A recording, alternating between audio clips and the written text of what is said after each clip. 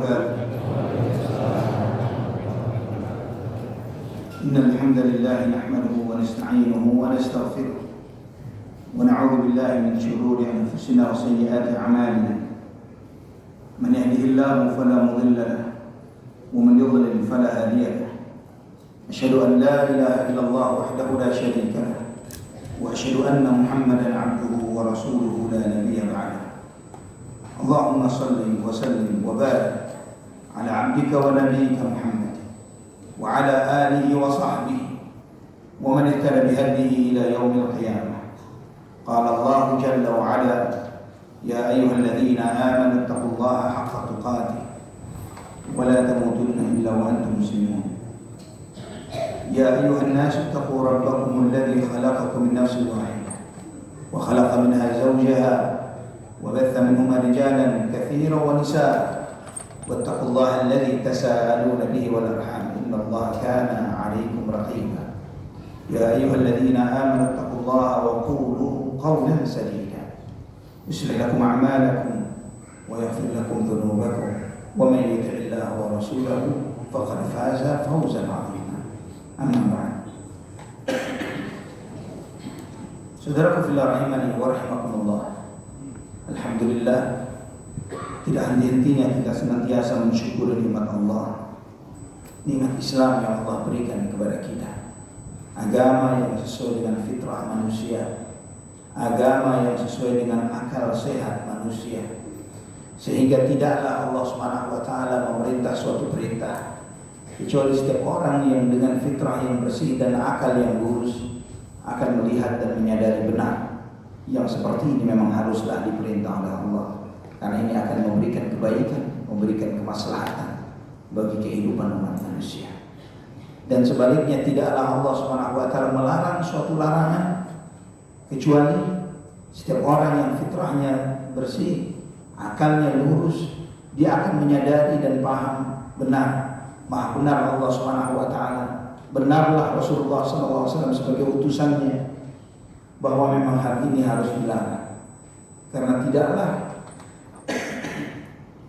suatu larangan itu dilarang oleh Allah Subhanahu wa taala kecuali di balik larangan tersebut ketika seseorang melanggarnya akan membuat kerusakan dan kekacauan kehidupan. Kerusakan kekacauan kehidupannya pribadi atau rumah tangga, keluarga atau yang semisalnya. Ikhwatul iman rahimani wa rahimakumullah. Sebagaimana yang kita kaji pada kesempatan ini terkait dengan uququl walidain, durhaka. Kita di dalam kajian-kajian kita ini sebelumnya kita membahas tentang birrul walidain, bakti kepada kedua orang tua. Setelah kita membahas tentang itu sejumlah nas-nas ayat-ayat Al-Quran, hadis-hadis Nabi Sallallahu Alaihi Wasallam, dan sejumlah athar para sahabat radhiyallahu anhum tentang hal ini, kita perlu memahami tentang durhaka, bagaimana durhaka itu kedudukannya di dalam syariat Islam. Bahwa ini termasuk akbarul kabair, dosa besar yang paling besar, bahkan menempati dosa terbesar setelah kesyirikan, menyekutukan Allah Subhanahu wa taala. Ikhwafillah rahimani wa rahimakumullah. Bahkan sebaliknya kita tahu bagaimana Allah Subhanahu wa taala menempatkan ridha dan murkanya orang tua. Bahwa sebagaimana sabda Nabi sallallahu alaihi wasallam, ridha Allah atau ridha Rabb fi ridha al-walid wa sakhatur Rabb fi sakhatil walid. Ridhanya Allah tergantung pada ridhanya orang tua, murkanya Allah tergantung pada murkanya orang tua. Ikhwatul iman, seseorang yang sadar, paham bahwa ridhonya Allah pada ridhonya orang tua, demikian pula sebaliknya murkanya, dan dia sadar bahwa hidup ini apa jadinya, apa baiknya hidup kalau dia dimurkai Allah, dan sebaliknya bagaimana beruntungnya seseorang ketika dia diridhai oleh Allah Subhanahu wa taala. Maka fokusnya seorang muslim di dalam hidup agar Allah ridha kepada. Ini fokusnya seorang muslim. Yang dengan ini Ketika kita menjadikan fokus kita adalah ridhanya Allah, maka kita akan selamat dengan hawa nafsu kita, ilusi hawa nafsu kita, ilusi pikiran kita, kepentingan-kepentingan orang-orang tertentu di sekitar kita, istri atau anak atau siapapun. Terkadang di dalam hidup kita ini harus mengambil sebuah keputusan, mengambil sebuah pilihan yang terkadang kita bingung, kita bimbang, ambil dia, tolak dia, jalan apakah tidak, dan seterusnya. Dalam banyak pilihan-pilihan ini yang sedikit batuk. Alhamdulillah ini proses penyembuhan, sebelumnya jauh lebih parah dari ini. Nasallallahu alaihi wasallam.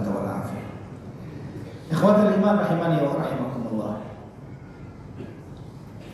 Ketika seseorang itu menyadari bahwa pilihan-pilihan ini seringkali membingungkan, dan di saat itu yang dia letakkan di depan matanya, yang dia letakkan sebagai tujuan agar dia mengambil pilihan yang tepat, maka sesuatu yang harus diletakkan di depan matanya adalah ridhonya Allah. Harusnya seperti itu.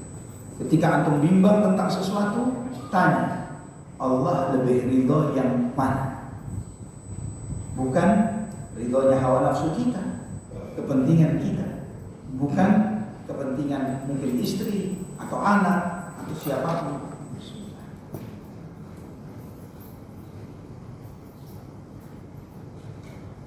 Ikhwafillah rahimani wa rahimakumullah. Dengan menempatkan ridhanya Allah di depan segalanya, maka itu akan menyelamatkan kita dari jebakan hawa nafsu, jebakan kepentingan-kepentingan yang terkadang hawa nafsu ini minta jatah. Kalau kamu milih ini, kamu dapat apa? Hawa nafsu akan bertanya begitu. Apa untungnya buat kamu? Kamu bakal rugi kalau kamu milih ini. Kamu bakal sial, kamu akan kehilangan peluang, potensi, dan apapun itu. Namun seorang muslim dan mukmin, terutama orang-orang yang diberi iman oleh Allah, dia tidak melihat itu berdasarkan itu. Dia melihat yang penting Allah ridha. Antum lihat ikhwatal iman di dalam contoh kehidupan sahabat radhiyallahu anhu. Sepeninggal Rasulullah SAW, tidak lama setelah Nabi SAW wafat, muncul pergerakan murtad yang luar biasa di kalangan bangsa Arab di zaman itu. Kabilah-kabilah, suku-suku yang mereka ini baru masuk Islam rata-rata pada tahun ke-9 Hijriyah yang dikenal sebagai Amul Wufud, tahun utusan-utusan, di mana banyak rombongan dari kabilah-kabilah di sekitar Jazirah Arab. Mereka datang ke kota Madinah untuk mengikrarkan keislaman mereka. Subhanallah, di awal tahun ke-11 Rasulullah SAW wafat. Ya, Rasulullah SAW wafat. Belum lama dari mereka memproklamirkan keislamannya.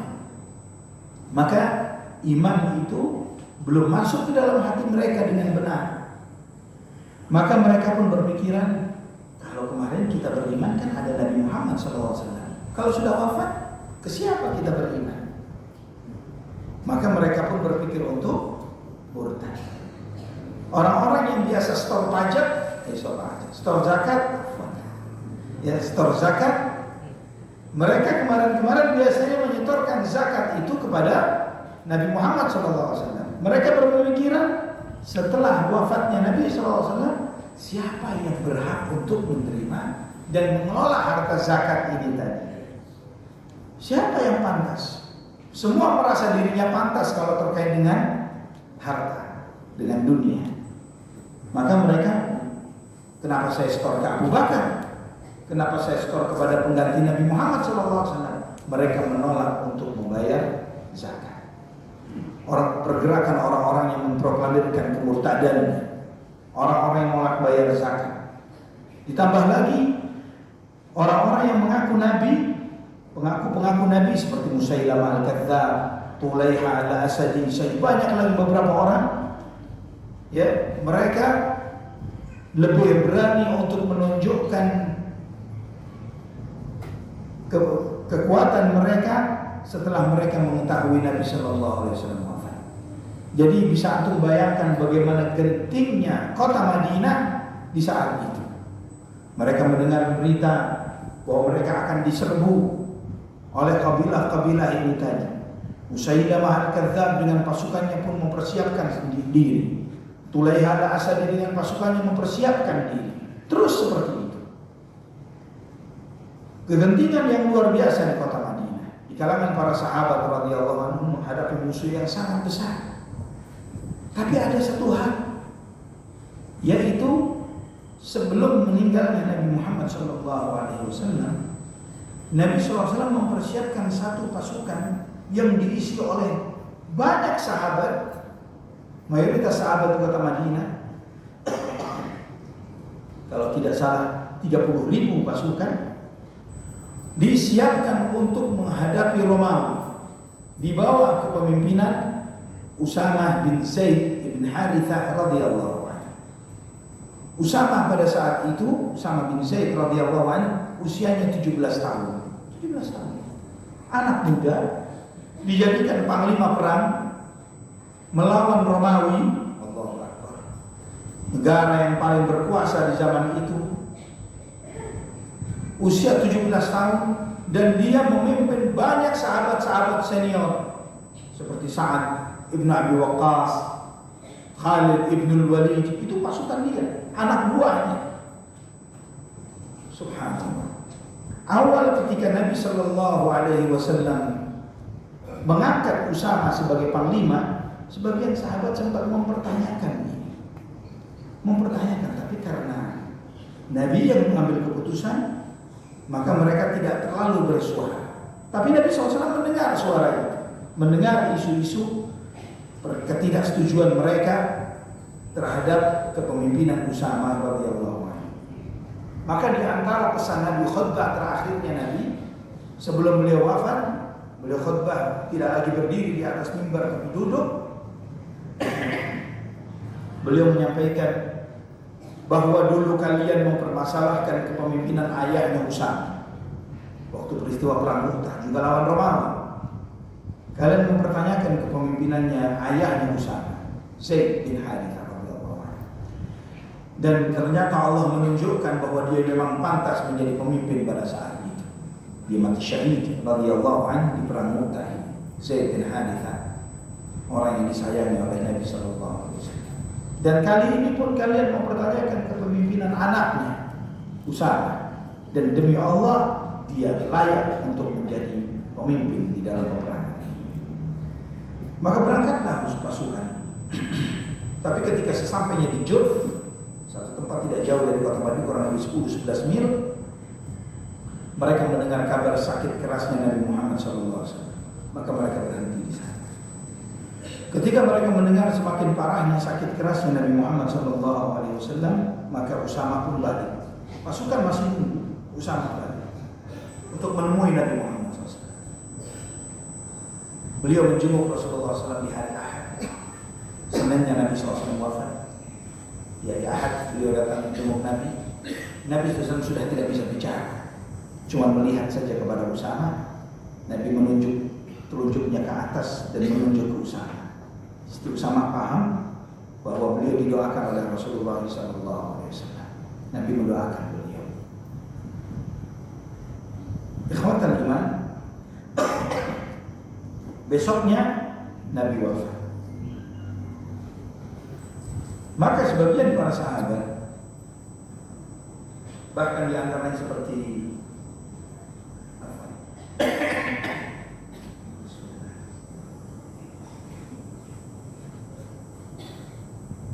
Umar bin Khattab radhiyallahu anhu, sempat mengusulkan begini kepada Abu Bakar, ya Khalifah Rasulullah, wahai pengganti Rasulullah SAW, kamu sadar bahwa kita sedang kondisi yang sangat penting, yaitu dikepungnya kota Madinah oleh orang-orang yang menyatakan dirinya murtad, orang yang enggan bayar zakat, nabi-nabi palsu dan lain sebagainya. Saya sarankan supaya pasukan Usamah ditunda dulu. 30.000 keluar dari Madinah, sedangkan kondisi Madinah begitu gentingnya. Mungkin pikiran kita secara hitung-hitungan manusia, strategi militer, politik dan lain sebagainya akan menerima usulan Umar bin Khattab radhiyallahu anhu. Ini benar, ide benar. Pasti begitu. Dan kemudian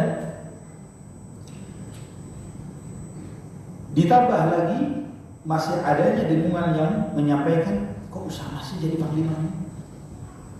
Dia kan masih muda. Jadi ada dua usulan. Usulan yang pertama, tunda dulu keberangkatan pasukan ini. Atau usulan kedua, kalaupun tetap harus berangkat, kan sekarang sudah kepemimpinan di tangan Abu Bakar radhiyallahu anhu. Maka Abu Bakar berhak untuk melanjutkan atau mengganti panglima itu dengan yang lain. Maka usulan yang kedua, coba ganti dengan yang lebih pantas. Misalnya Khalid bin Walid misalnya untuk menjadi panglima perangnya, bukan Usama. Jika antum di posisi Abu Bakar bagaimana? Ini tidak mudah. Abu Bakar radhiyallahu anhu, beliau mengatakan begini, demi Allah, saya tidak akan menurunkan panji atau bendera yang telah dikibarkan oleh Rasulullah SAW. Karena ini amanat Nabi Muhammad SAW. Di situ bukan hitungan strategi militer, politik, kebijakan-kebijakan. Ini semua hitung-hitungan manusia. Ini langkah bodoh. Hitung-hitungan manusia. Kita lagi dikepung, lagi kritis, lagi banyak musuh yang mau menyerbu. Malah sebagian besarnya dikirim untuk melawan Romawi yang bisa ditunda nanti-nanti. Kalau hitungan manusia seperti itu, tapi hitungannya Abu Bakar radhiyallahu anhu iman. Demi Allah, apa yang telah dikibarkan oleh Nabi saya tidak akan turunkan. Apa yang ditunjuk oleh Nabi saya tidak akan ganti. Demi Allah, tetap pasukan yang Usama harus berangkat. Walaupun saya harus mati dicabik-cabik di dalam kota Madinah. Itu kata Abu Bakar radhiyallahu anhu. Begitu tegarnya beliau radhiyallahu anhu. Bahkan beliau mendampingi Usama radhiyallahu anhu ke Jurf. Beliau jalan 10 atau 11 mil itu untuk menemui pasukan yang menunggu perintah. Beliau jalan kaki, Usama naik kuda. Kata Usama, ya Khalifah Rasulullah, wahai pengganti Rasulullah, izinkan kau naik supaya aku dampingi di atas kuda ini. Kata Abu Bakar, biarkan kakiku juga berdebu di jalan Allah. Subhanallah. Ini yang fokusnya dia bukan kepentingan pribadi semuanya. Fokusnya adalah yang penting Allah itu. Ya, pertimbangan perhitungan manusia sudah tidak dia lihat.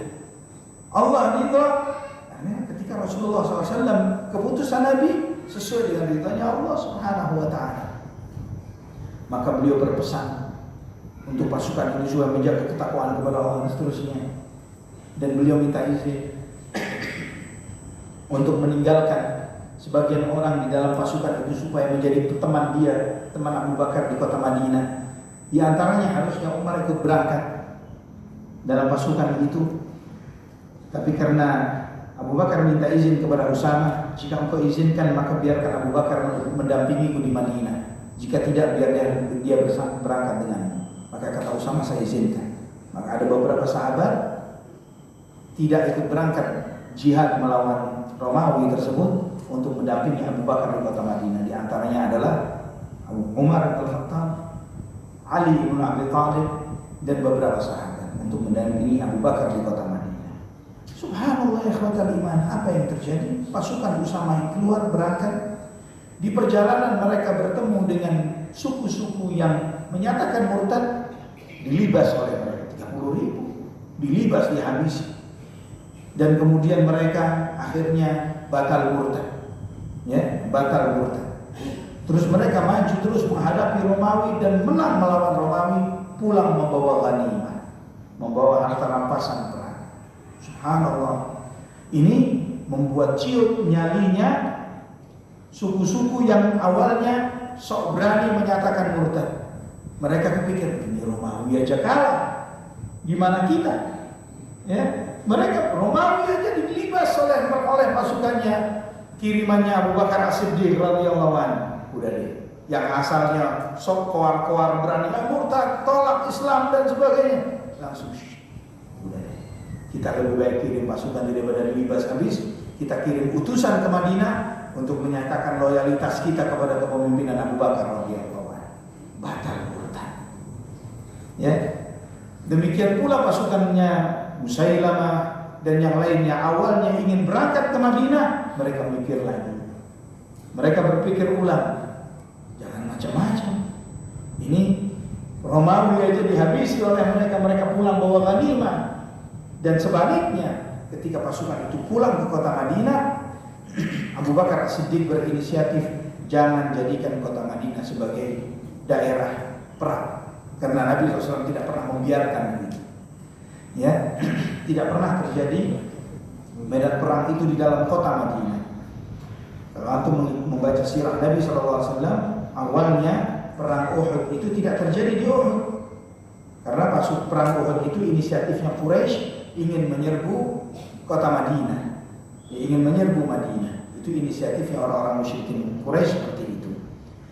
Sebagian orang mengusulkan kepada Nabi Muhammad SAW, di antaranya orang-orang munafik Madinah seperti Abdullah bin Ubay, supaya kita tunggu aja di kota Madinah, kita buat perang kota di kota Madinah.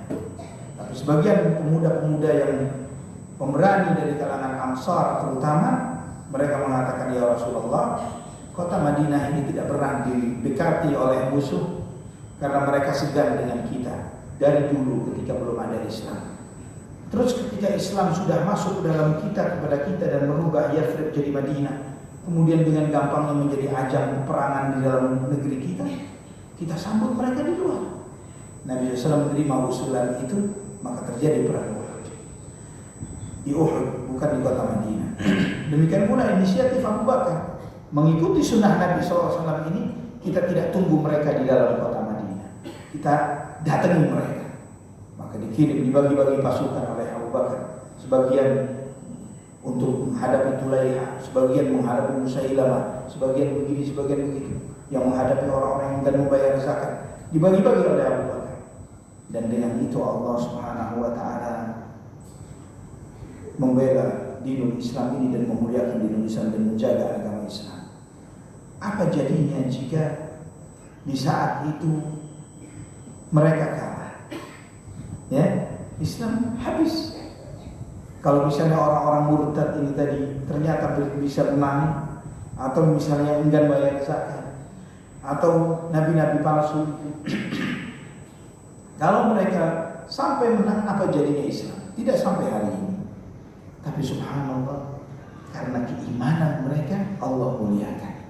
Karena kita umat Islam ini ikhwatal iman, bukan umat yang kuat karena kekuatan militer, karena kekuatan ekonomi, kekuatan politik, bukan dengan itu, tapi kekuatan iman. Ini yang sering tidak disadari oleh banyak kaum muslimin. Kita selalu hitung-hitungannya, mereka punya ini, kita gak punya apa-apa, mereka punya itu, kita gak punya apa-apa. Padahal bagaimana para sahabat radhiyallahu anhum, mereka ini bukan jago perang. Mereka ini sering hidup di dalam kedamaian karena Allah menjaga Quraisy, dijaga oleh Allah Subhanahu wa taala, sehingga mereka tidak punya skill perang yang hebat. Tapi setelah Islam, mereka bisa mengalahkan semua pasukan-pasukan terhebat di zaman itu. Ikhwatal iman rahimani wa rahimakumullah. Kembali kepada pembahasan kita tentang birrul walidain dan durhaka kepada kedua orang tua. Ketika ridha Allah itu menjadi prioritas dan ternyata tergantung pada ridhonya orang tua, maka itu menjadi prioritas seorang anak. Bagaimana caranya Allah ridha kepada dia? Kalau dia memiliki orang tua, cari ridhonya orang tua, ridhonya ayah ibu antum. Jika antum sadar bahwa disitulah ada ridhonya Allah Subhanahu wa taala. Dan sebaliknya sadar ketika membuat murka orang tua, membuat murka Allah Subhanahu wa taala. Dan bagaimana nasibnya seseorang yang membuat kesal dan murka orang tuanya. yang dengan itu membuat Allah Subhanahu wa taala murka kepadanya. Ikhwatan Imam Rahimani wa rahimakumullah.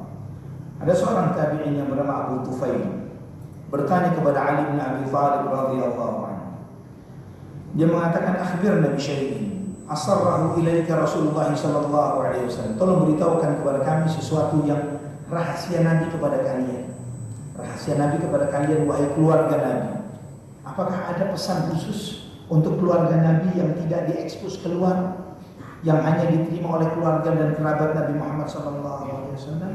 Kata Ali bin Abi Thalib, ma asarra ilayya syai'an katamahu nas. Tidak ada satupun rahasia yang beliau yang sampaikan kepadaku yang beliau sembunyikan dari orang banyak. Semuanya tidak ada. Walakinni sami'tuhu yaqul.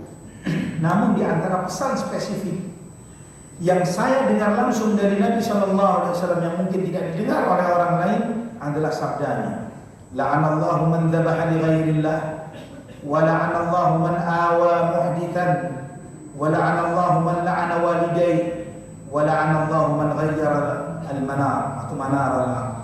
Rawahu Muslim. Namun di antara pesan khusus yang aku dengar dari Nabi sallallahu alaihi wasallam atau mungkin aku mendengar yang tidak didengar oleh orang lain, semoga Allah melaknat orang-orang yang menyembelih untuk selain Allah, atau Allah melaknat orang yang menyembelih untuk selain Allah. Allah melaknat orang yang melindungi penjahat atau pelaku kriminal. Allah melaknat orang yang melaknat kedua orang tuanya. Dan Allah melaknat orang yang merubah tanda-tanda rambu-rambu atau batas-batas tanah milik orang lain. Hadis sahih riwayat Muslim. Hadis ini memberi banyak pelajaran bagi kita. Di antara pelajarannya adalah bahwa Nabi Muhammad SAW adalah rahmat untuk alam semesta. Nabi Muhammad SAW rahmat untuk alam semesta. Beliau tidak diutus untuk satu keluarga khusus. Maka di dalam pesan yang disampaikan oleh Ali bin Abi Thalib, beliau mengatakan, ma asarra ilayya syai'an katamahu nas. Tidak ada rahasia spesifik yang beliau sampaikan kepada aku yang disembunyikan dari orang banyak. Karena memang agama ini bukan agama keluarga, bukan agama untuk bangsa Arab, tapi agama untuk seluruh alam semesta, rahmatan lil alamin, untuk manusia dan jin.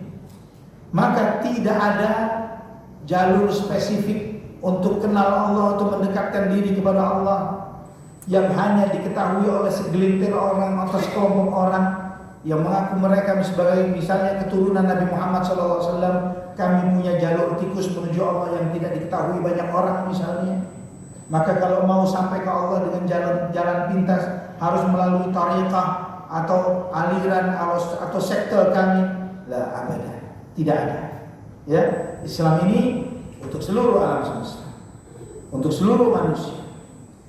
Tidak ada jalur khusus yang hanya diketahui oleh segelintir orang untuk sampai kepada Allah Subhanahu wa taala. Itu semuanya telah disampaikan oleh Nabi sallallahu alaihi wasallam, dibuka oleh beliau. Tidak ada satupun yang beliau sallallahu alaihi wasallam rahasiakan dari umatnya dan dikhususkan untuk orang-orang tertentu saja. Ini pun diakui oleh Ali bin Abi Thalib radhiyallahu anhu. Dan beliau menyampaikan, tapi mungkin ada satu pesan khusus. Dan pesan khususnya ini pun bagi sebagian besar antum atau bagi seluruh antum semuanya, kita tahu bahwa ini bukan pesan spesifik. Ini memang sesuatu yang mukarrar, sesuatu yang memang sudah baku di dalam syariat.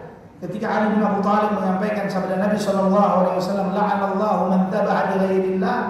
Allah melaknat orang yang menyembelih untuk selain Allah, karena memang ini adalah perbuatan syirik, melanggar hak Allah Subhanahu wa taala.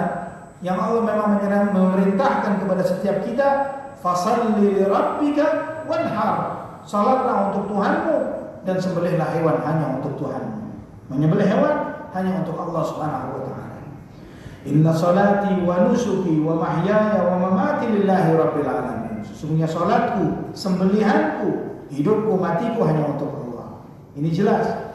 Ketika seseorang menyembelih apapun itu, mau dia menyembelih kambing, sapi, ayam, mau ayam cemani, mau ayam apa, kate atau yang lainnya, ya, dan dia sembelih itu untuk penunggu gunung, penunggu hutan, mbah ini, syaitan itu, iblis ini, maka dia telah menjadikan yang dia tujukan dari sembelihan-sembelihan itu sebagai sekutunya Allah Subhanahu wa taala, dan pelakunya adalah musyrik. Dan ini syirkul akbar, syirik besar. Ini syirik besar. Apa bedanya syirik besar dengan syirik kecil? Syirik besar itu menempatkan pelakunya murtad, keluar dari dinul Islam, bukan lagi muslim. Jadi jangan main-main datang ke mbah dukun, ya, oh ini ada syaratnya ini, kamu harus bawa, walaupun antum nyembelih cicak, semut, lalat, tapi ditujukan kepada selain Allah, syirik. Ya, jangankan nyembelih yang gede-gede, yang kecil sekalipun, ini harus ngorbanin seekor semut hitam misalnya untuk selain Allah, bukan kualitas sembelihannya, tapi kepada siapa dia melakukan itu. Tunduknya hati kepada selain Allah, itu adalah perbuatan syirik. Paham? Jadi jangan, nah ini kan cuma ini doang, kan remeh, kecil. Allah melaknat orang yang menyembelih kepada selain Allah Subhanahu wa taala. Wa la'anallahu man ahwa muhditha. Allah melaknat orang yang melindungi muhditha. Kata muhditha dijelaskan oleh Imam Ibn Abdul Bar rahimahullah. Muhdits itu dua arti. Pertama adalah pelaku bid'ah. Sebagaimana dari kata ahdatsa yuhditsu muhdatsan fahuwa muhditsun. Ya. Jadi ahdatsa yuhditsu muhdats. Man ahdatsa fi amrina hadza ma laysa minhu fahuwa radd.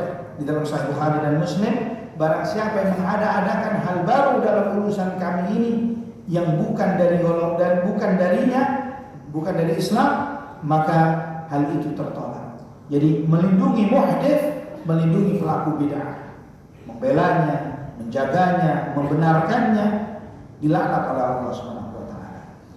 Dan juga kata ahdatsa yuhditsu muhdatsan itu juga berarti pelaku kejahatan.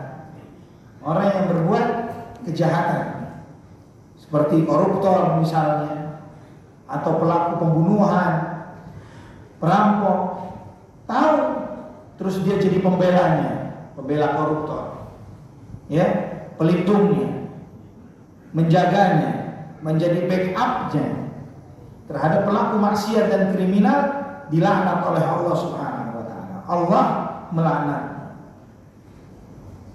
Kemudian di sini antum melihat bahwa poin yang pertama melakukan penyembelihan kepada selain Allah, itu yang dilanggar adalah haknya Allah Subhanahu wa taala.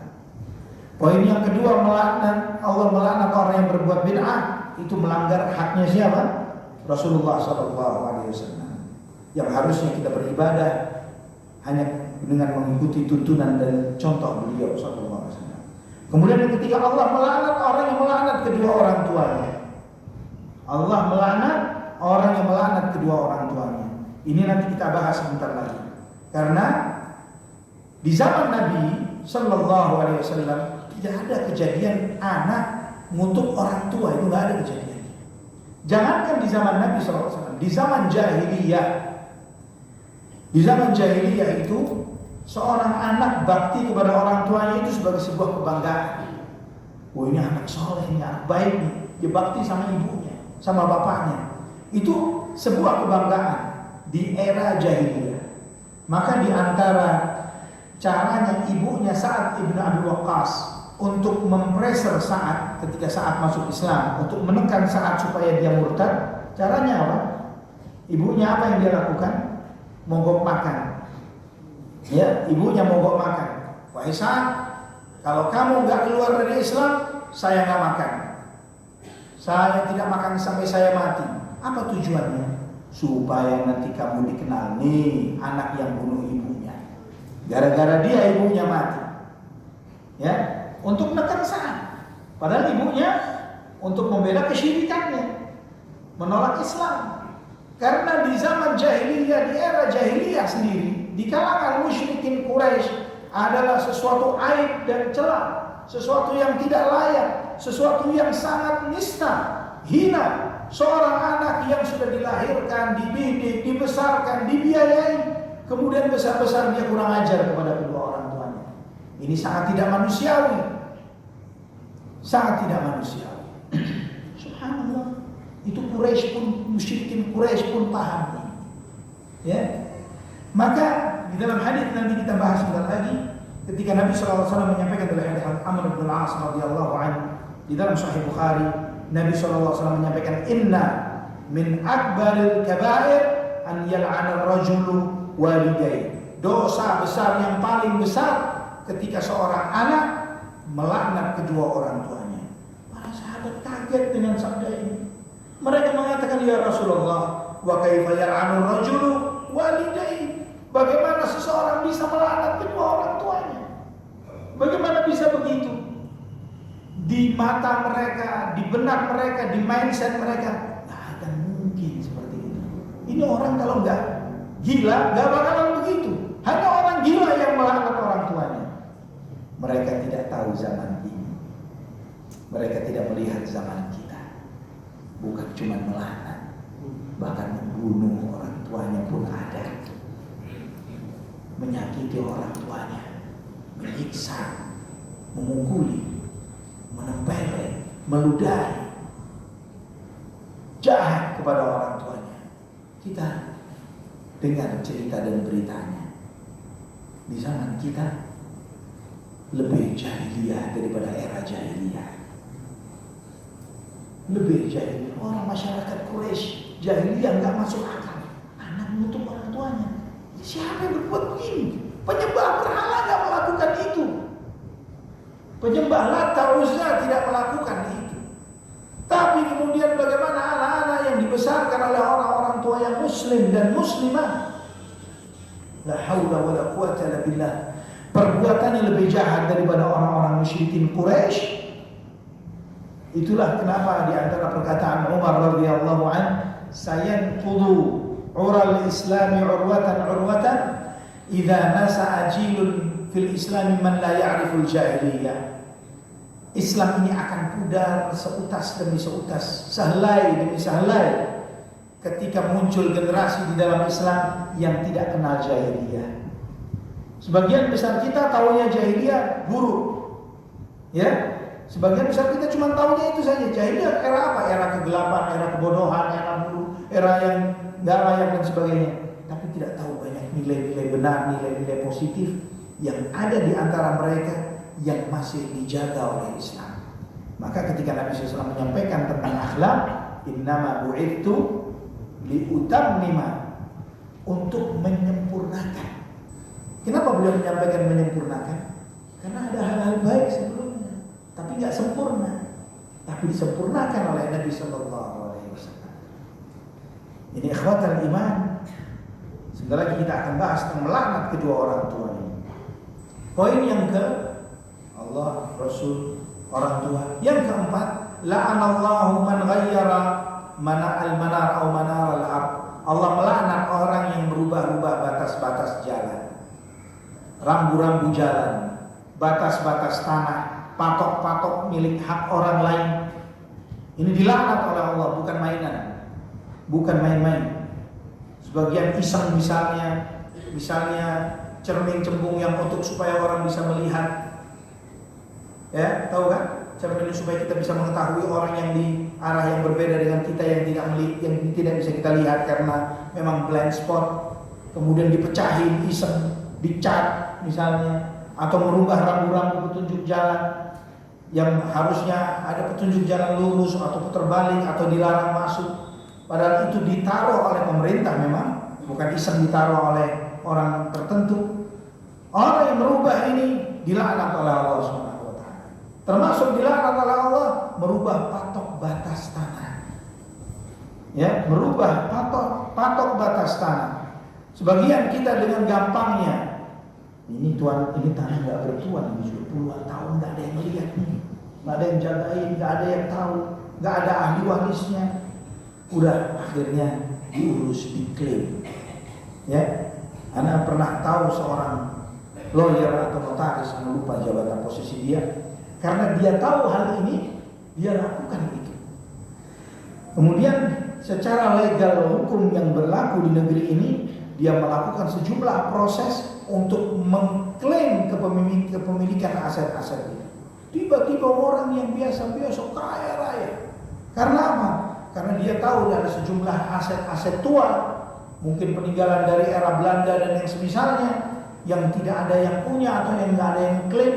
Kemudian dia melakukan prosedur legal hukum, dia umumkan melalui koran-koran tertentu, ya, sekian tahun nggak ada yang kemudian diproses dengan prosedur hukum yang mungkin legal, dia lakukan untuk dialihkan atas nama dia.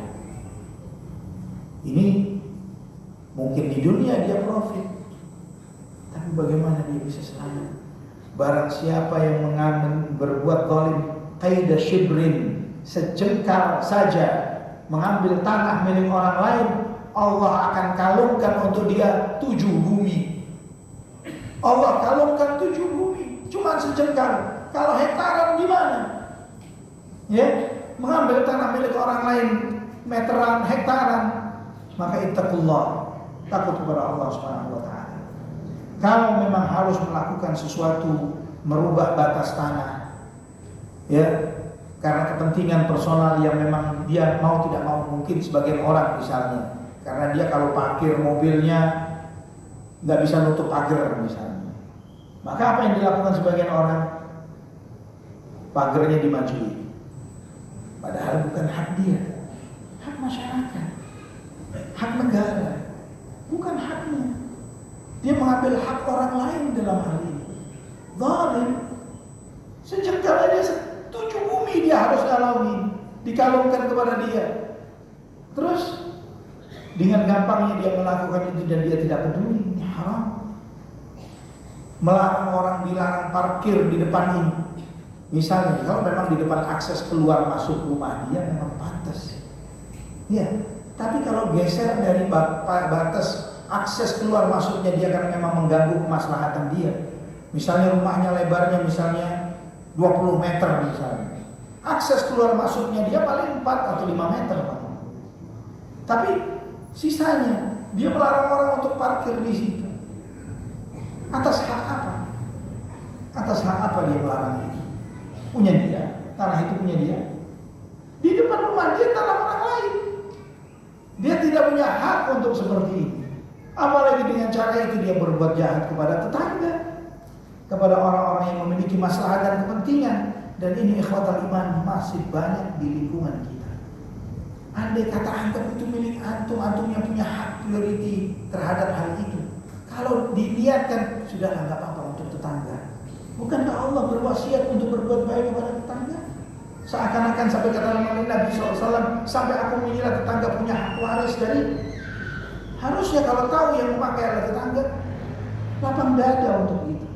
Bersyukur kepada Allah, alhamdulillah Anda bisa berbuat baik kepada tetangga, walaupun cuma untuk sekedar tempat parkir motor atau mobil mereka. Selama tidak mengganggu kepentingan masalah kita, keluar masuknya kita dari rumah ke rumah, silakan. Kalau urusan yang begini saja jadi bakhil, jahat, bahkan ditaruhin pot sama dia, dikaliin ban, ya, supaya orang nggak bisa parkir di sana. Tega. Kalau urusan begini sudah bakhil, antum minta dosanya nggak bakal dikasih. Ya, anak minta dong dosanya sedikit, nggak bakal dikasih. Saking bakhil. Laknat itu dijauhkan dari rahmat Allah. Laknat itu artinya dijauhkan dari rahmat Allah Subhanahu wa taala. Allah melaknat orang yang melaknat kedua orang tua. Ikhwatal iman. Sampai sahabat ini bertanya, ya Rasulullah, kaifa yal'anu rajul walidayhi?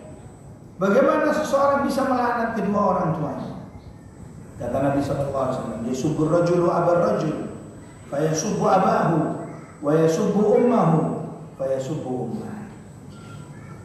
Seseorang menghina ayah orang lain, maka gara-gara dia menghina ayahnya, maka ayahnya pun dihina.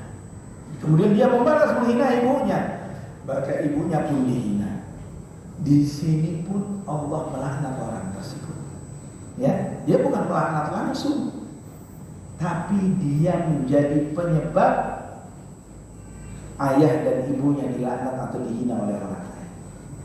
Di sini menunjukkan kepada kita bahwa tidak boleh seseorang merendahkan orang lain dengan menyebut ayah dan ibunya. Karena ketika seorang menghina ayah orang lain, menghina ibu orang lain, dan berdampak kepada ayahnya sendiri dan ibunya sendiri dihina, maka dia sama dengan melaknat ayah dan ibunya. Dia sama dengan melaknat, mengutuk, mencela, menghina ayah dan ibunya sendiri. Yang dengan itu dia telah menempatkan dirinya dalam laknatnya Allah Subhanahu wa taala. Allah melaknat orang yang melaknat kedua orang tua.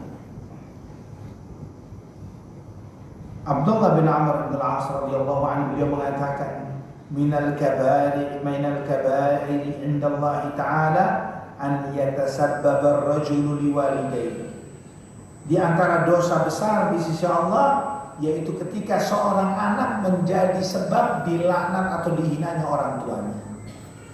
Ikhwatal iman, di antara bentuk bakti kepada kedua orang tua, di antara bentuk bakti kepada kedua orang tua, menjaga nama baik orang tua. Menjaga nama baik orang tua. Ini penting sekali diperhatikan oleh sebagian kita. Dan di antara bentuk durhaka kepada kedua orang tua, dia tidak menjaga nama baik orang tuanya dengan perilaku dan sikap-sikapnya, sehingga membuat orang tuanya dicela dan dihina karena perbuatannya. Sebagaimana kata Ibnu Abdullah bin Amr radhiyallahu anhu, dosa besar di mata Allah ketika seseorang menjadi sebab orang tuanya dihina. Maka ikhwatal iman, seseorang yang tidak menjaga sikap dan perilakunya, sehingga karena sikap dan perilakunya ini kemudian membuat orang lain, ini siapa sih orang tuanya kok sampai begini tuh anak? Ya, apa nggak dididik dia? Apa dia begini? Dia tidak menjaga sikap-sikapnya, yang membuat orang tuanya pun menjadi sebab dihina oleh orang lain gara-gara itu. Maka anak ini adalah telah melakukan dosa besar. Di samping kejahatan yang dia perbuat sendiri terhadap dirinya, dia juga telah menanggung dosa besar, menyebabkan orang tuanya dilaknat dan dihina oleh orang lain. Ikhwatal iman rahimani wa rahimakumullah. Maka melaknat orang tua sendiri bentuknya banyak. Yang paling jahatnya adalah langsung menghina orang tua. Ya, jika dengan menyakiti orang tua dengan langsung mengatainya, mencelanya, mencemoohnya dengan ucapan dilaknat oleh Allah, dijauhkan dari rahmat Allah, apalagi kalau sampai menyakiti lebih dari itu. Apalagi kalau menyakiti lebih dari itu. Kemudian yang kedua di antara bentuk melaknat kedua orang tua adalah dengan menghina orang tua orang lain. Ketika seorang menghina orang tua orang lain dan kemudian membuat orang lain tersebut menghina orang tuanya, maka dia telah menjadi sebab orang tuanya dicela dan dihina. Maka dengan itu dia telah melaknat kedua orang tuanya, dia telah melakukan dosa besar. Dan bentuk yang ketiga yaitu dengan dia tidak menjaga sikap dan perilakunya, sehingga membuat orang tuanya dihina karena sikap dan perilakunya tersebut. Anak ini nakal amat, dia semua sekompleks, semuanya dibully sama dia, semuanya disakiti, semuanya. Akhirnya menyebabkan, gimana orang tuanya didik dia? Apa nggak dididik oleh orang tuanya? Menjadi penyebab orang tuanya dikatai oleh orang lain. Maka ini pun dia telah berbuat dosa karena tersebut. Ikhwatan iman rahimani wa rahimakumullah. Yang lucu dan anehnya, sebagian gurauan anak-anak muda di zaman sekarang di dalam tongkrongan mereka menjadikan bagian gurauan mereka itu adalah saling meledek dan merendahkan orang tua di antara mereka. Bahkan itu menjadi bahan pembicaraan dan candaan di antara mereka. Laknat Allah dijadikan bahan candaan. Kutukannya Allah melaknat dia. Tapi menjadi bahan cemoohan dan candaan di antara satu dengan yang lainnya, dan mereka menganggap ya udah ini memang bagian dari budaya mungkin, sudah zamannya mungkin, sama-sama menjadi zaman generasi yang terlambat. Apa begitu? Kalau di antara anak-anak muda, baik laki dan wanita, menyadari bahwa circle-nya adalah orang-orang yang terancam dengan laknat Allah, jangan berada di dalam circle itu. Jauhi. Ya, jangan nongkrong dengan teman-teman yang terbiasa untuk membiasakan diri melaknat orang tua, ayah atau ibu orang lainnya, yang membuat kita pun menjadi seperti kita pun menjadi seperti mereka. Nas'alullah as-salamata wal afiyah. Ikhwatal iman rahimani wa rahimakumullah. Jika Nabi sallallahu alaihi wasallam sendiri ketika beliau menjelaskan tentang bagaimana sih seorang mukmin itu, Nabi SAW menyampaikan, laisal mu'minu bitta'an walal la'an walal fahish walal badhi. Mungkin hadis ini juga termasuk hadis yang perlu diviralkan, dibuat poster-posternya, dibuat supaya mudah untuk masuk di dalam setiap benak hati setiap muslim dan mukmin, bahwa seorang mukmin itu bukan orang yang tukang umpat, tukang kutuk, tukang cela. Seorang mukmin itu bukan orang yang suka berkata-kata kasar, dan bukanlah seorang mukmin itu orang yang suka berkata-kata kotor. Bukanlah seorang mukmin yang suka mengumpat, suka mencela, berkata-kata kasar dan berkata-kata kotor. Itu bukan mukmin. Ini mengajarkan kepada kita, memang kadang kita ini terpancing emosi dan kesal kita. Nah, di saat itu kita bisa mengukur saya mukmin atau enggak.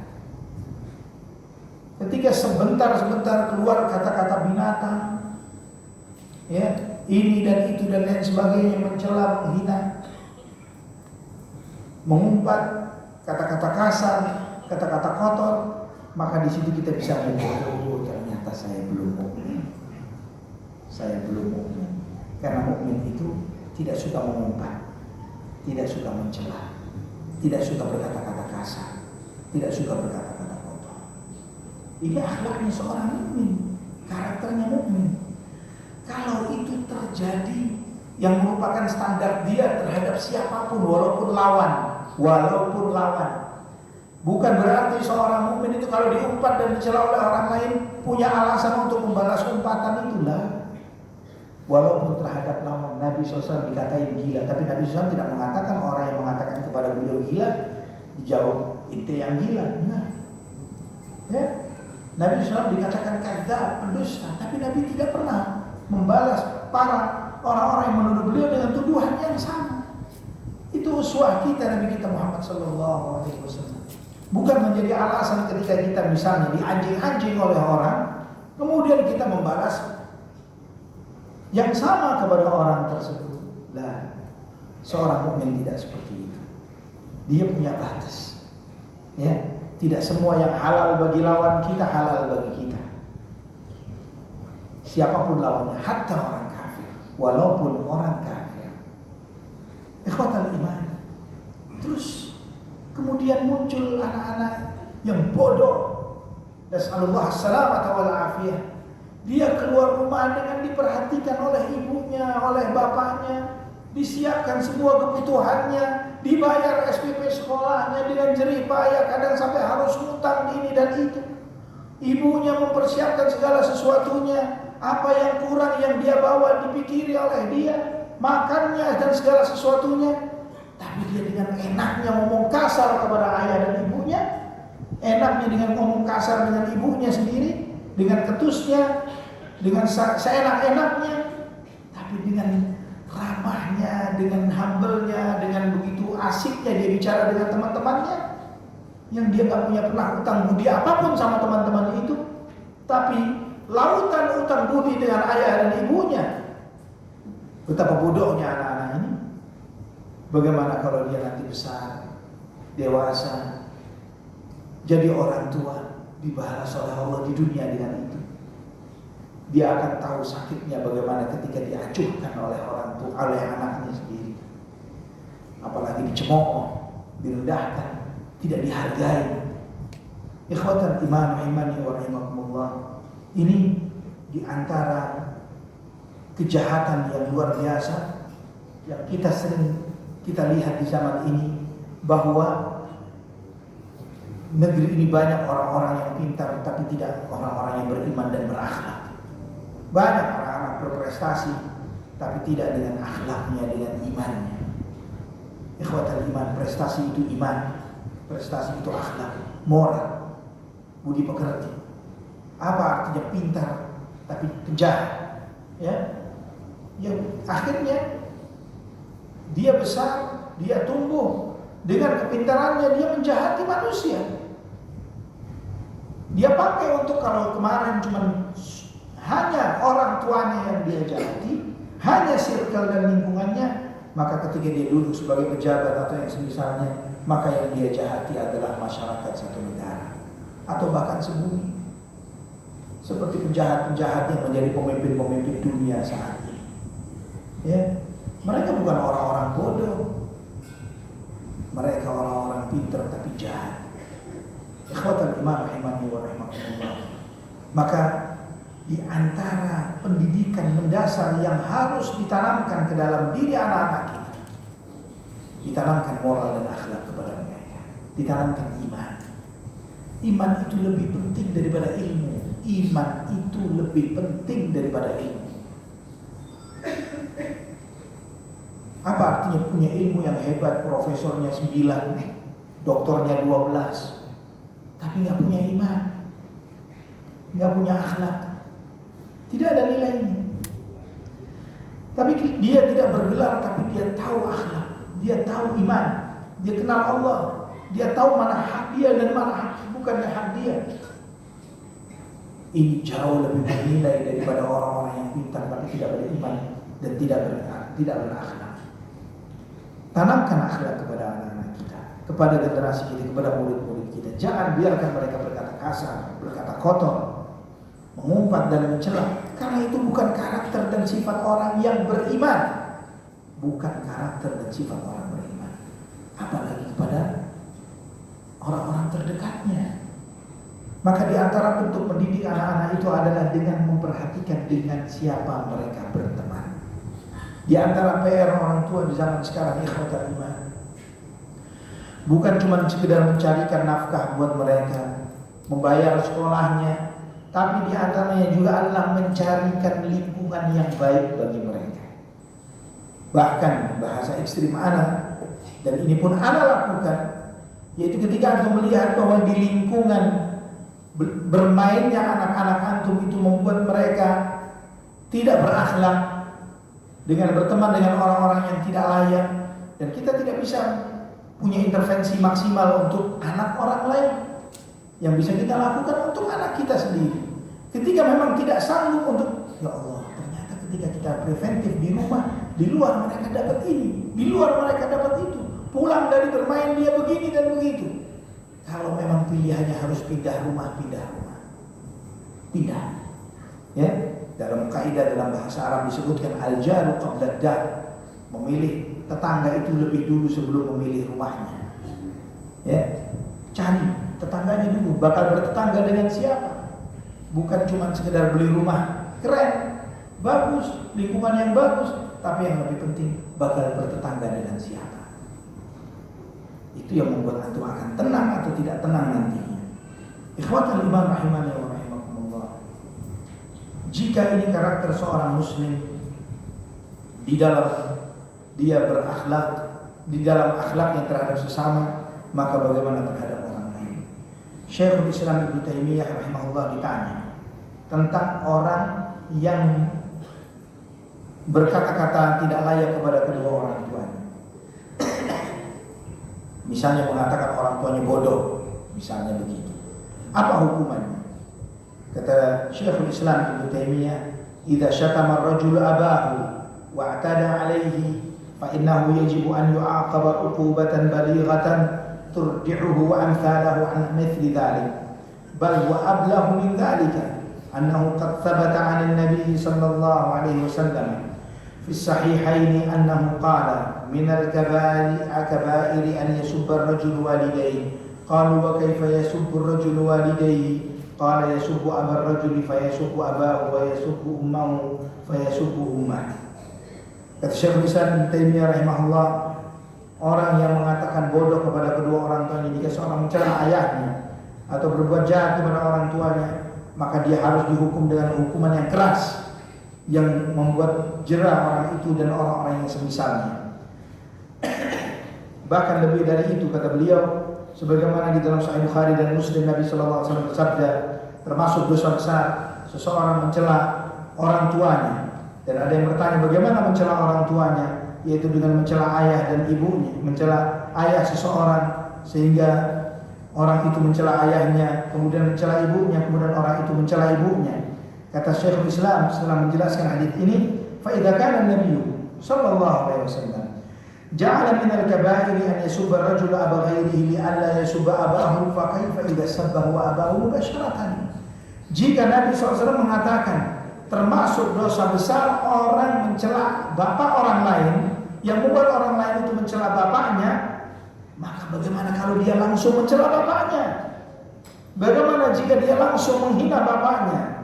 فهذا يستحق العقوبة التي تمنعه عن حقوق الوالدين الذي قرن الله حقهما بحقه. Maka orang yang seperti lebih berhak untuk dihukum dengan hukuman sebagai karena dia telah durhaka kepada kedua orang tuanya, yang merupakan dosa besar yang Allah Subhanahu wa taala telah menjadikan hak orang tua itu setelah haknya Allah Subhanahu wa taala. Ikhwatal iman rahimani wa rahimakumullah. Maka di sini kita perlu perhatikan bahwa bagaimana para ulama pun menempatkan perbuatan ini harus dihukum dengan hukuman dera yang luar biasa. Namun anehnya di antara keanehan di zaman ini, yaitu pewajaran bagi setiap sikap perilaku kurang ajar yang dilakukan oleh sebagian anak. Bahkan sampai ketika media sosial mengekspos itu, mengangkat seorang anak diunggah di sebuah podcast mengatakan bapak saya begini, bapak saya mengeksploitasi saya, bapak saya begini. Pernah terjadi. Tapi subhanallah, yang dibela siapa? Anaknya yang durhaka, anaknya yang dia tak sadar bahwa perbuatan dia adalah tinggi perilaku durhaka yang menyebabkan Allah melaknat dia. Tapi subhanallah, dengan bodohnya netizen, mereka membela anak durhaka ini. Yang wajar, bahkan bapaknya begini, bapak. Zalimnya orang tua bukan menjadi sebuah pembolehan dan pewajaran bagi anak untuk durhaka kepada orang tuanya.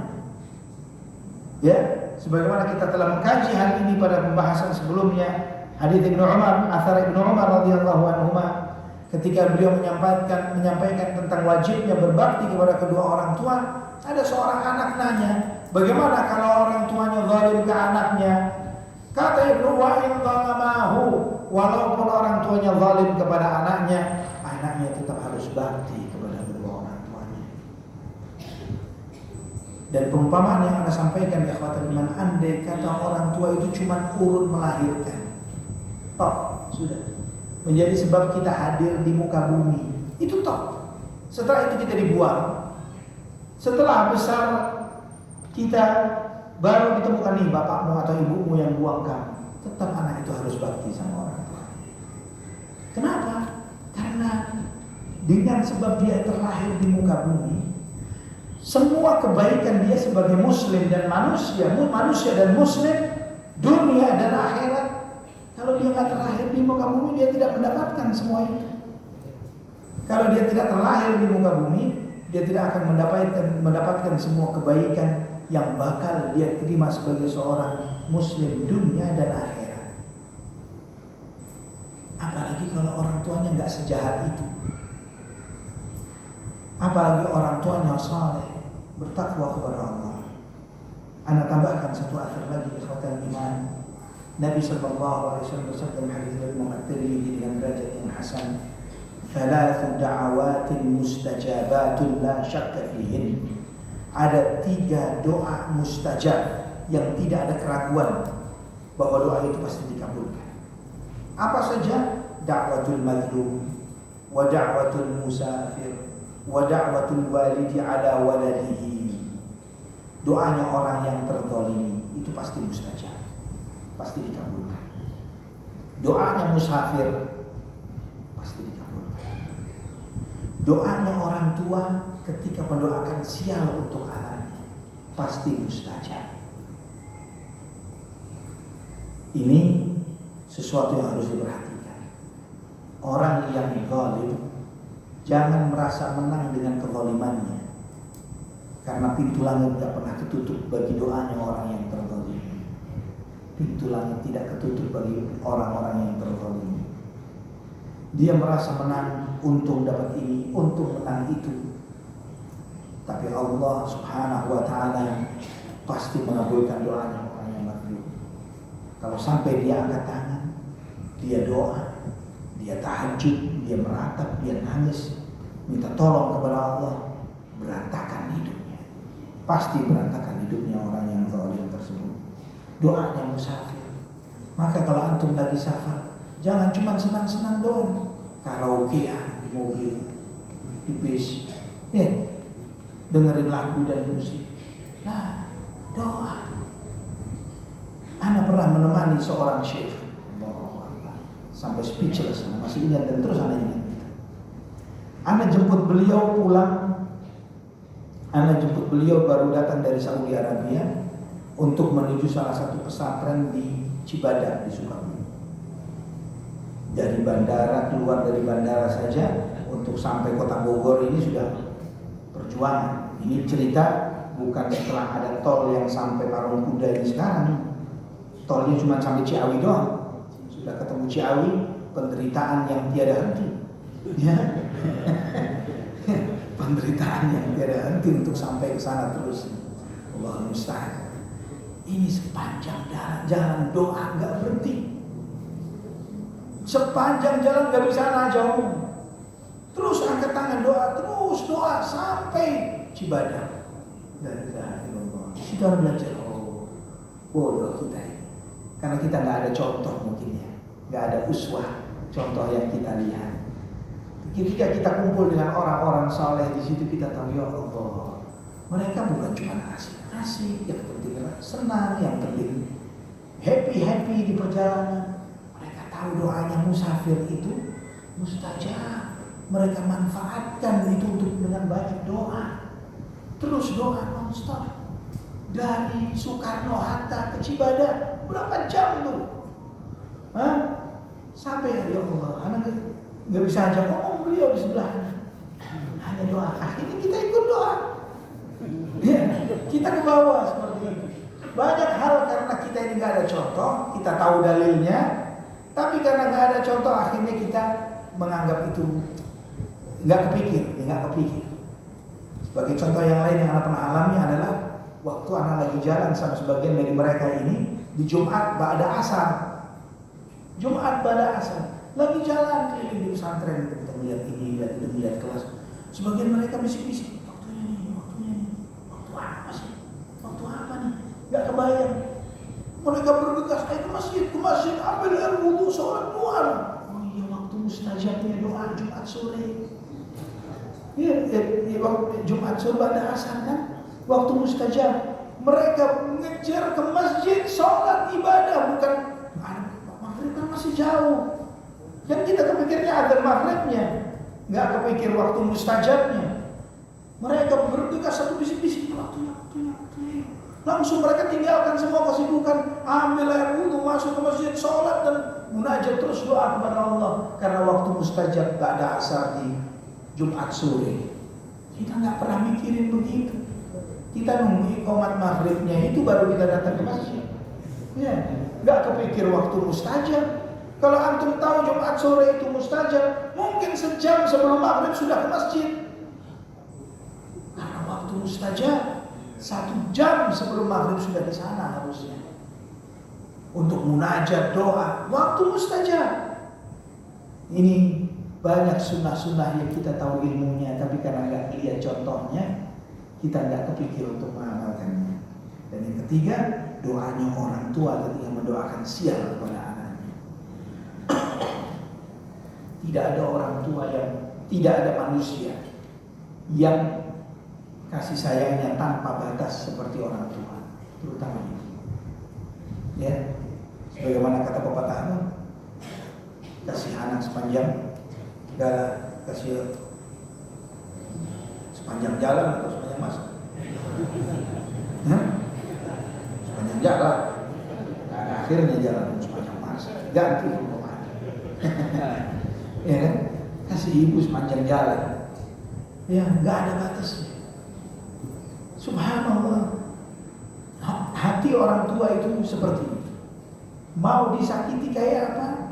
Tetap pemaaf. Tetap dia bisa memaafkan. Anak itu nggak pakai minta maaf pun dimaafkan oleh orang tua.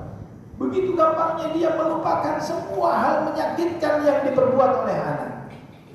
Ini hati orang tua, terutama hati orang tua. Tapi kalau sampai ternyata maafnya ternyata sudah habis karena begitu jahatnya anak, saking habisnya sampai orang tua itu doa, ya Allah, beginikan anak itu, hukum dia. Maka bagaimana langit akan ditutup untuk doa yang seperti ini? Orang yang punya bergalon-galon mungkin ya kebaikan dan kasih sayang, ternyata semuanya tangki-tangki kebaikan ini, kasih sayang sudah habis terhadap anak ini, sampai membuat sang ibu atau sang ayah berdoa, ya Allah, hukum dia. Maka bagaimana Allah Subhanahu wa ta'ala akan menolak doa ini? Jangan sampai orang tua kita mendoakan kesialan. Tidak sedikit anak melihat anak-anak yang durhaka kepada orang tuanya. Antum pun mungkin melihat ketika masih remaja, masih anak-anak, bahagia hidupnya, cukup. Tapi karena durhakanya sama orang tua, merana ketika dia dewasa dan ketika dia menua. Allah musta'an. Allah musta'an. Anda melihat ada salah satu tetangga anak ketika di Surabaya, orang dari keluarga cukup mampu, Masya Allah, tabarakallah. Tapi kita tahu, sama-sama anak satu saudara tahu bahwa anak-anak ini satu saudara durhaka, sangat durhaka terutama kepada ibunya. Kebetulan ibunya cacat, beliau ibunya tunanetra, tidak bisa melihat. Tapi subhanallah, kita melihat bagaimana anak-anak ini begitu durhakanya sama ibunya. Saking durhakanya, nasallallahu as-salamata wal afiyah. Anak-anak ini tidak tahu kalau ibunya sudah wafat kecuali setelah sekian hari dan bau jasadnya kecium oleh tetangga. La haula wala quwwata illa billah. Jadi heboh. Dan apa yang terjadi, anak setelah sekian tahun melihat mereka tumbuh menjadi orang yang sangat merana, melihat mereka menjadi pedagang kaki lima di salah satu tempat di Jakarta ini. Anehnya si Fulan, bukankah dulu bapaknya orang kaya raya, kakeknya orang kaya raya, dia punya aset banyak, tapi dia menderita hidupnya. Banyak contoh di kehidupan tentang hal ini. Al-jaza'u min jinsil amal. Balasan itu bagian dari amal perbuatan. Dan di antara hukuman yang Allah Subhanahu wa ta'ala tidak tunda hukumannya di akhirat, tidak Allah tunda sampai akhirat, adalah memutus silaturahim. Dan top prioritinya memutus silaturahim kepada orang tua. Allah musta'an. Sampai di sini masih lanjut insyaallah tema durhaka ini pada kajian akan datang. Sebelum itu mungkin ada yang ditanyakan? Banyak.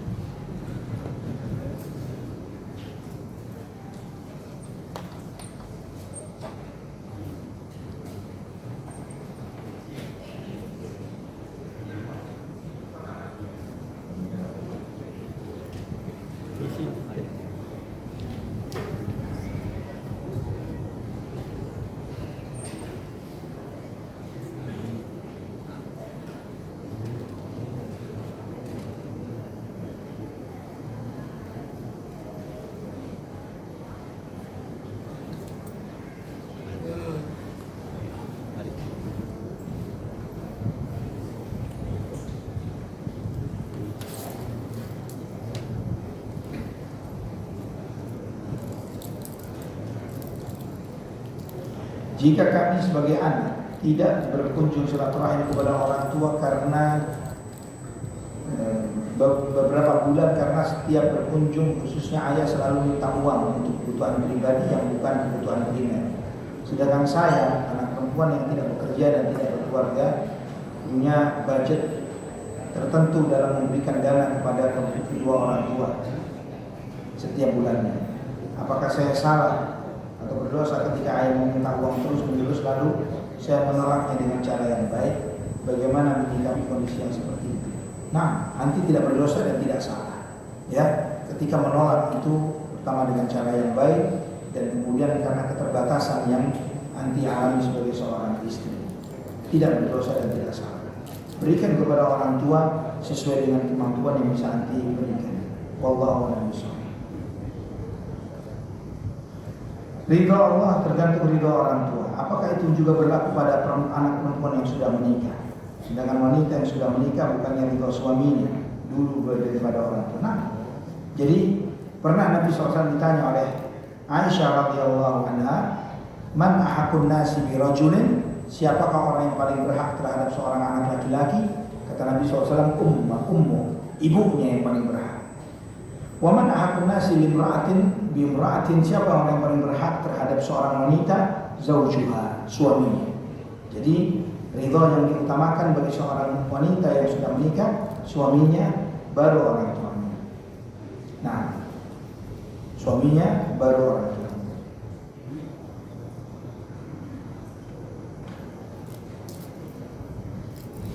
Nah, bagaimana kalau fasilitas umum seperti lapangan olahraga di lingkungan perumahan yang dipakai untuk parkir mobil dan ditarik iurannya setiap bulan? Karena sudah difasilitasi oleh lingkungan. Mohon keterangannya. Boleh. Kalau ini adalah kesepakatan warga, ya, disepakati oleh warga bahwa boleh parkir di fasilitas umum ini, tapi ada biaya yang harus dibayarkan untuk kas kepengurusan warga ini, untuk pengamanan dan lain-lain sebagainya, maka itu boleh. Wallahu a'lam bishawab. Amalan apa yang bisa meringankan siksa kubur orang tua kita yang sudah meninggal? Ya, jangan pastikan orang tua yang sudah meninggal disiksa kuburnya. Kita nggak pernah tahu orang tua kita disiksa atau tidak. Kenapa tidak berhusnudzon saja kepada Allah? Ya, husnudzon, berbaik sangka kepada Allah. Kalau orang tua antum meninggal dalam keadaan baik, meninggalnya husnul khatimah, maka berbaik sangka kepada Allah. Bukankah hidup di dunia ini adalah tempatnya ujian? Ya kan? Dunia ini tempatnya ujian. Tapi kita tahu nikmat Allah dibanding ujiannya Allah banyak mana? Nikmat. Antum diuji sakit kepala, tapi mata sehat, telinga sehat, lisan sehat, jantung sehat, kaki sehat, paru-paru sehat, ginjal sehat, peredaran darah sehat. Kan begitu. Lebih banyak nikmat daripada ujian. Di dunia tempat diuji, rahmatnya Allah lebih banyak daripada ujiannya. Apalagi kalau sudah selesai, rahmatnya Allah yang Allah berikan kepada orang-orang beriman yang sudah pulang jauh lebih berlimpah daripada di dunia. Ya, jangan memastikan orang tua disiksa dan sebagainya. Berbaik sangka kepada Allah dan doakan kebaikan untuk orang tua. Zikir yang bisa mengangkat derajat orang tua kita yang sudah meninggal adalah meminta ampun kepada mereka. Rabbighfirli wa liwalidayya warhamhuma kama rabbayani shaghira. Doa itu yang meningkatkan derajat orang tua di sisi Allah Subhanahu wa taala. Dibaca setiap sujud, silahkan. Ya, setiap sujud boleh antum mendoakan kedua orang tua antum. Barakallahu. Uang yang diambil dari peserta perlombaan untuk acara kemerdekaan adalah judi haram. Mohon penjelasan. Apakah acara makan-makan pada acara kemerdekaan juga haram kalau diambil dari uang iuran? Kalau makan-makannya enggak. Ya, patungan, makan-makan, beli makanan, kita makan bareng. Tapi untuk lomba itu menjadi semacam perjudian, ya. Jadi semua membayar iuran tertentu, yang dari iuran itu dibelikan hadiah. Yang menang dia dapat, yang kalah hangus. Kan judi. Begitu kan judi? Jadi kalau antum dapat menang, maka antum raup ambil keuntungannya. Kalau kalah nggak dapat apa-apa. Bukankah itu judi? Hal maisir itu judi. Tapi kalau untuk makan-makan kan semua menikmati.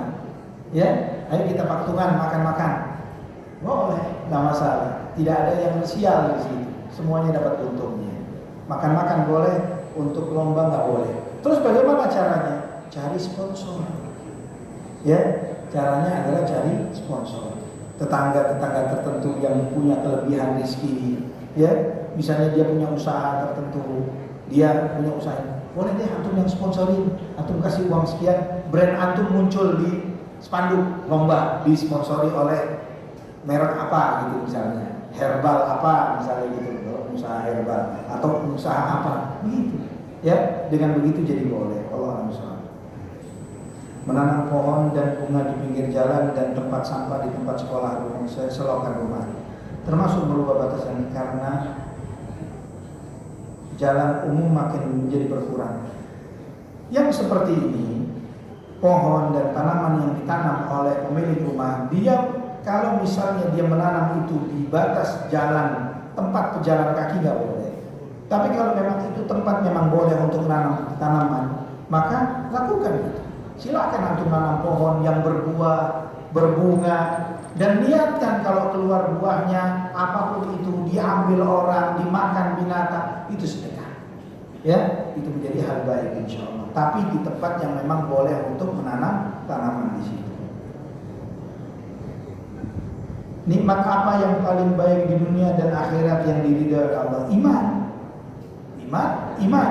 Yang dibawa mati adalah iman.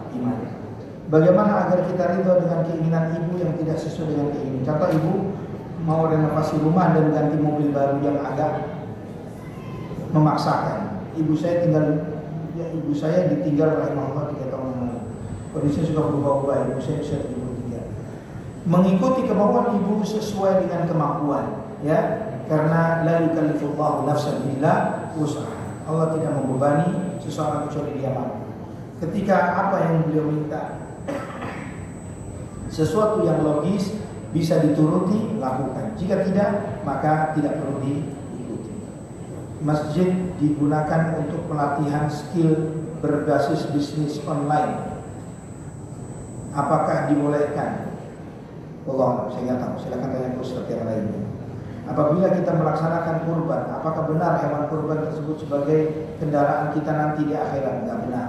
Ya, kendaraannya susah. Nanti antum kurban kambing umur 6 bulan antum naikin. La haula wala quwwata illa billah. Ya, kurban bisa cari yang murah kan? Antum naikin sekeluarga lagi yang naik.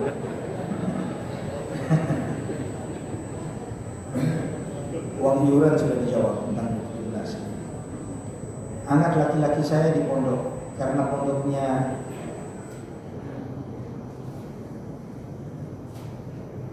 jadi diperbolehkan bawa HP untuk belajar. Oke, qadarullah ketahuan chat dengan teman perempuannya. Apakah boleh saya sebagai orang tua chat teman perempuannya? Anak saya tidak boleh pacaran dulu karena hukumnya haram. Yang diingatkan bukan anak perempuan orang lain, anak sendiri. Ya. Karena sifatnya lelaki itu berburu. Ya kan? Pasti yang datang menggoda yang laki apa yang perempuan? Laki semangat, ya semangat berburu. Ya. Jadi yang dinasihati anak laki-laki Anda. Ya. Dan anak heran dengan pesantren yang membolehkan gadget handphone. Ini aneh. Ya. Aneh. Pesantren itu harusnya menjadi tempat pembelajaran. Bukan karena dalih pesantren modern, terus kemudian dia memanfaatkan ini. Memanfaatkan untuk mendidik IT dan yang semisalnya, taruh di laboratorium komputer. Fasilitasi dengan totalitas, dengan dosen-dosen yang hebat, yang canggih, yang jago. Silakan pesan dari pelatihnya dari Microsoft sekaligus misalnya, atau Nvidia, silakan ambil pakar-pakarnya. Ya, atau sekaligus langsung ambil dari Silicon Valley, ambil. Tapi di labnya, bukan kemudian difasilitasi HP boleh masuk kamar. Ini la haula wala quwwata illa billah. Ini menjebak dia telah pesantren ini nipu santrinya. Ya, dengan memberikan fasilitas seperti itu, dia memberikan jebakan untuk menipu santri tersebut. Anda mungkin pernah cerita ke antum, Anda memiliki seorang teman termasuk orang yang cukup mampu, keluarga yang cukup mampu di Jakarta ini. Dia nyekolahin anaknya SMA, bukan SMP, SMA di salah satu kampus sekolah di Australia. Ya, namanya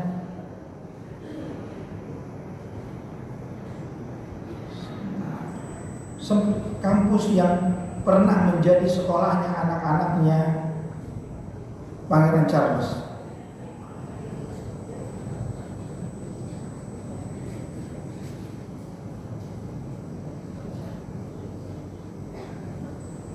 Namanya Geelong Grammar School. Geelong Grammar School. Ini sekolah yang ada di Australia. Teman anak bayar sekolahnya per tahun 1 miliar. Ya, dia cerita, Ustaz, anak saya nggak boleh pegang gadget, nggak boleh pakai laptop, nggak ada wifi. Kampusnya sekolah ini ada di hutan. Setiap hari kalau mau mandi harus bawa air sendiri. Karena musim dingin harus ambil kayu bakar dan disiapin sendiri. Dan itu bagi-bagi tugas, yang ambil kayu bakar sendiri, yang ambil air sendiri. Ya, dibuat seperti itu. Kalau keperluan apa kepada orang tuanya harus nulis surat, dibawa ke bagian tata usaha, di-scan oleh tata usaha, dikirim minggu depan ke orang tuanya. Orang tuanya ketika memberikan jawaban juga nanti disampaikan minggu depan ke anaknya, nggak langsung dikasih jawaban walaupun orang tuanya jawabnya pakai apa. Ini anak itu disiksa dan bayar 1 miliar setahun. Ya. Sampai dia bilang bahwa di antara murid-murid itu seperti anak-anak sejumlah pejabat negara di dunia disekolahkan di sana. Bukan sekolah Islam, bukan sekolah Islam. Tapi dia menceritakan bagaimana sekolah yang sementereng dan semahal itu, tempat sekolahnya anak-anak orang-orang yang top di dunia ini, ternyata mereka mau mendidik anak mereka jangan pegang gadget dan yang semisalnya, dan dibuat survive, menjadi seorang survival di kehidupan. Anak kita kalau dikasih kayu bakar, ayo coba nyalain nggak pakai korek, stres dia. 2 minggu nggak nyala itu kayu. Ya.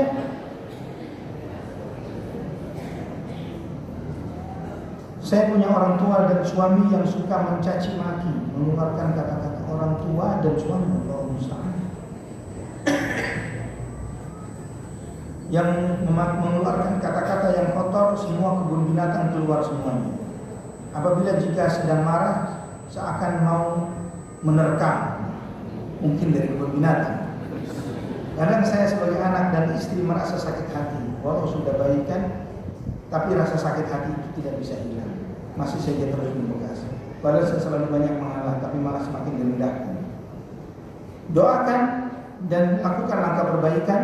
Di antaranya mungkin seperti hadis yang tadi Anda sampaikan, mungkin di print di pasar.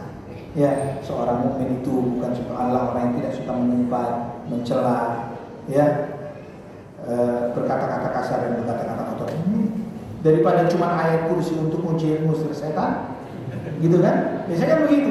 Tapi munculkan hadis ini, mukmin itu begini. Hadisnya terjemahannya. Jadi orang masuk, oh iya, untuk sebagai pembelajaran, introspeksi. Ya, daripada memasang kaligrafi yang nggak kebaca, munculkan hadis-hadis yang memotivasi atau ayat Al-Quran yang memperbaiki sikap dan perilaku. Apakah anak adopsi wajib mencari orang tua biologisnya? Bentuk tidak wajib. Tidak wajib, apalagi dia tidak mengetahui dan tidak bisa mengaksesnya, tidak wajib. Wallahu a'lam. Ayah saya meminta dibelikan HP baru. Lalu saya katakan dengan sedikit pelan dan sopan, ayah saya kan tidak kerja. Nanti kalau suami pulang saya sampaikan. Lantas ayah saya tersinggung dan sedih. Saya sudah minta maaf, tapi sepertinya hati ini belum lega. Padahal ayah saya memiliki uang sendiri yang setiap bulan juga diberi oleh menantu-menantunya. Bagaimana solusinya? Anti tidak salah. Sebagai seorang istri, dia memiliki keterbatasan bahwa baktinya kepada orang tuanya tergantung dengan apa yang diberikan oleh suaminya sebagai bentuk kebaikan sang suami untuk mertuanya, ya, untuk orang tua istri. Maka ketika anti menyampaikan dengan cara yang sabar, dengan baik, dengan santun, dan barakallahu fiik, anti kepikiran dengan apa yang menjadi keinginan ayah hati, itu menjadi suatu hal yang positif. ya, dan tidak berdosa. Itu poinnya. Tidak salah, tidak berdosa. Ikhwatal iman, ini kajian kita pada kesempatan hari ini dan masih berlanjut. Ada pertanyaan karena Ana belum bisa membaca dengan baik karena mungkin bagus ya tulisannya. Ana coba pelajari lebih lanjut. Insyaallah nanti di kajian berikutnya Ana coba untuk menjawab. Aku lupa hadza, subhanakallahumma wa bihamdik, asyhadu an la ilaha illa anta astaghfiruka wa atubu ilaik. Wassalamualaikum warahmatullahi wabarakatuh.